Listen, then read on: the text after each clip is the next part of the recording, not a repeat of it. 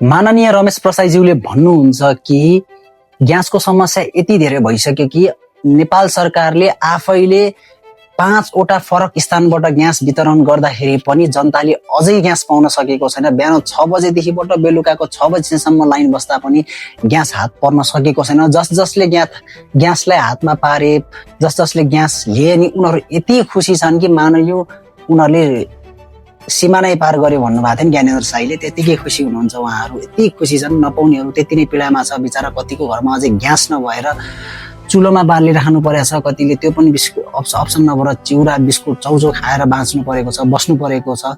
आम जनताको घरमा अहिले यति गम्भीर समस्या बनेको छ यो ग्यासको।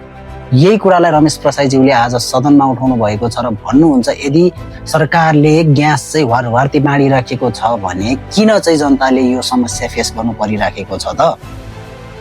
यदि व्यापारीहरूले ग्यास लुकाएर यो कृत्रिम अभाव सिर्जना गरेको हो भने सरकारले यसको गहिरो अनुसन्धान गरेर त्यो व्यापारीहरूलाई कडाभन्दा कडा सजाय दिएर कठघरामा किन उभ्याउँदैन?